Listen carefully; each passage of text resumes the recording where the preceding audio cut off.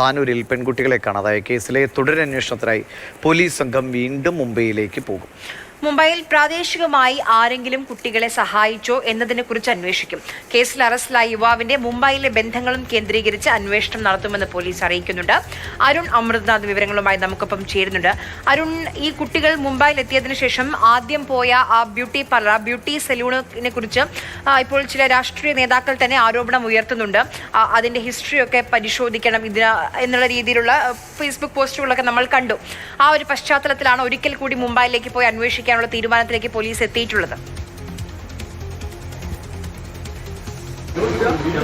അതെ ആര്യ, ദിവിഷ്, തുടക്കം മുതൽ തന്നെ ഒരുപാട് അവ്യക്തതകൾ ഈ കേസുമായി ബന്ധപ്പെട്ട് നിലനിൽക്കുന്നുണ്ട്. അതിലൊരു സ്ഥിരീകരണവും വ്യക്തതയും വരുത്താൻ തന്നെയാണ് പോലീസ് ഇപ്പോൾ ഒരു തുടരന്വേഷണത്തിലേക്ക് കടന്നിരിക്കുന്നത്. അത് മുംബൈയിലേക്ക് പോയിക്കൊണ്ട് തന്നെയാണ് പോലീസ് അന്വേഷണ സംഘം, താനൂരിൽ നിന്നുള്ള സംഘം അവിടേക്ക് പോയിക്കൊണ്ട് തന്നെയാണ് ബാക്കി അന്വേഷണത്തിലേക്ക് കടക്കുന്നത്. അതായത് ആര്യ സൂചിപ്പിച്ചതുപോലെ തന്നെ ഈ കുട്ടികൾ ആദ്യം എത്തിയ ബ്യൂട്ടി പാർലർ, ഒപ്പം തന്നെ ഈ അക്ബർ റഹീമിൻ്റെ മുംബൈയിലുള്ള ബന്ധങ്ങൾ, അതുമായി കുട്ടികൾക്ക് അവിടെ മറ്റാരെങ്കിലും പുറമെ നിന്ന് സഹായം ചെയ്തിട്ടുണ്ടോ, എന്തെങ്കിലും പ്രേരണയിലാണോ കുട്ടികൾ പോയത് എന്നുള്ളൊരു കാര്യങ്ങളിലൊക്കെ പോലീസിന് ഒരു സംശയം ബാക്കിയാണ്. കുട്ടികളിൽ നിന്ന് രേഖപ്പെടുത്തിയ മൊഴികളിൽ നിന്ന് പോലും പല കാര്യങ്ങളിലും വൈരുദ്ധ്യങ്ങളുണ്ട്. അതിലൊരു വ്യക്തത വന്നിട്ടില്ല എന്നുള്ളതാണ് പോലീസിൻ്റെ നിഗമനം. അല്പസമയം മുമ്പ് മലപ്പുറം SP R വിശ്വനാഥ് മാധ്യമങ്ങളെ കണ്ടപ്പോഴും പറഞ്ഞതാണ് അത്തരത്തിൽ നേരത്തെ ഈ ബ്യൂട്ടി പാർലറിന് മുൻപ് ഒക്കെ അത്തരത്തിലൊരു പശ്ചാത്തലമൊക്കെയുള്ള ഒരു സാഹചര്യമുണ്ട്. അതുകൊണ്ടൊക്കെ തന്നെയാണ് നേരത്തെ യാദൃശികമായാണ് കുട്ടികൾ അവിടെ എത്തിയതെന്നാണ് പോലീസിൻ്റെ നിലവിലെ കണ്ടെത്തൽ. അതിലൊക്കെ ഒരു വ്യക്തത, ആധികാരികമായ സ്ഥിരീകരണം വരണം.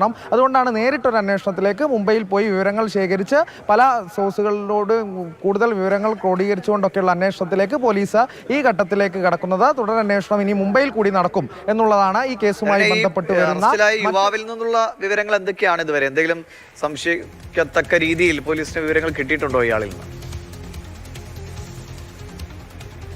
അതായത് ഈ യുവാവ് മുംബൈയിൽ വ്യക്തമായ പരിചിതമായ ഒരാളാണ്. അതായത് ഈ ടെക്സ്റ്റൈൽ ഷോപ്പിൽ നിന്ന് വ്യാപാരവുമായി ഒക്കെ ബന്ധപ്പെട്ട് മുംബൈയിൽ സ്ഥിരമായി വരുന്ന ആളാണ്. അതിലും അപ്പുറത്തേക്ക് എന്തെങ്കിലും തരത്തിലുള്ള ഒരു ബന്ധമുണ്ടോ? ഇപ്പോൾ നിലവിൽ തട്ടിക്കൊണ്ടുപോകൽ, മൊബൈൽ ഫോൺ ഉപയോഗിച്ച് പിന്തുടരൽ എന്നീ വകുപ്പുകൾ ചുമത്തിയാണ് 14 ദിവസത്തേക്ക് റിമാൻഡ് ചെയ്തത്.